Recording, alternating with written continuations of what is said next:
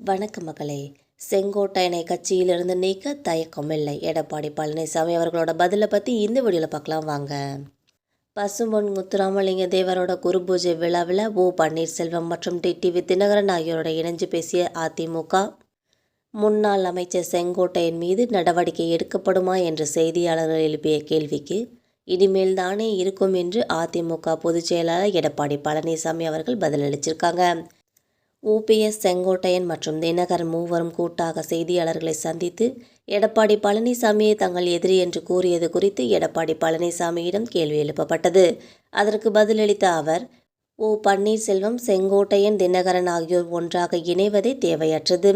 இவர்கள் மூவரும் திமுகவின் பி டீமாக செயல்படுகிறார்கள். 3 பேரும் இல்லாததால் தென் மாவட்டங்களில் அதிமுக பலவீனமடைந்து விட்டதாக கூறுவது தவறானது.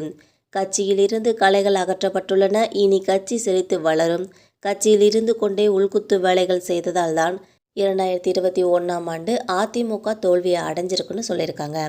ஓ பன்னீர்செல்வத்தை கட்சியிலிருந்து நீக்கிறது போலவே செங்கோட்டையனை நீக்குவதற்கு என்ன தயக்கம்னு சொல்லி செய்தியாளர்கள்லாம் கேட்டதற்கு, எங்களுக்கு தயக்கம் எதுவுமே இல்லை, இனிமேல் தானே இருக்குது, ஏற்கனவே கட்சி பதவிகள் பறிக்கப்பட்டு விட்டனன்னு சொல்லியிருக்காங்க. அதிமுகவை பொறுத்த வரைக்குமே யார் துரோகம் செஞ்சாலும் உரிய நடவடிக்கை எடுக்கப்படும். உரிய நடவடிக்கை எடுக்கப்பட்டு தான் வந்துட்டுருக்குது.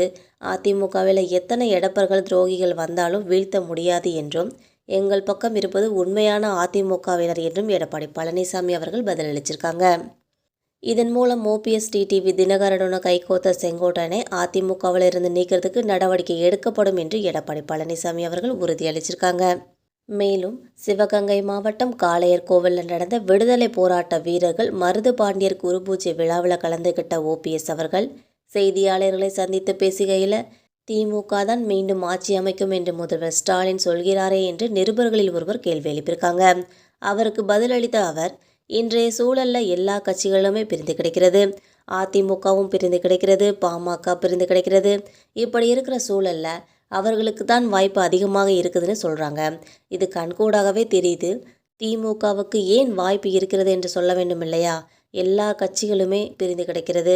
இதனால் திமுகவுக்கு வாய்ப்பு இருக்கிறது என்று பொதுமக்கள் பேசுகிறார்கள். நான் பேசவில்லை, என் மீது பழி போடாதீர்கள். அதிமுக குறித்த கேள்விக்கு ஒரு நல்ல முடிவை தமிழக மக்கள் நலன் கருதி எடுக்க இருக்கின்றோம் என்றும் தெரிவிச்சிருக்காங்க. மேலும் தேர்தலுக்கு இன்னும் 6 மாதமே இருக்கிறது. எனவே எதிர்காலத்தில் எதுவும் நடக்கலாம் என்று தெரிவிச்சிருக்காங்க எடப்பாடி கே பழனிசாமி அவர்கள் என்பது குறிப்பிடத்தக்கது. இந்த வீடியோ உங்களுக்கு பிடிச்சிருந்தா மறக்காமல் சப்ஸ்கிரைப் பண்ணி பெல் ஐகானை கிளிக் பண்ணி வச்சுக்கோங்க. அப்போ தான் நம்ம போகிற டெய்லி வீடியோஸ் உடனுக்குடன் நோட்டிஃபிகேஷனாக வந்து சேரும். தேங்க்யூ.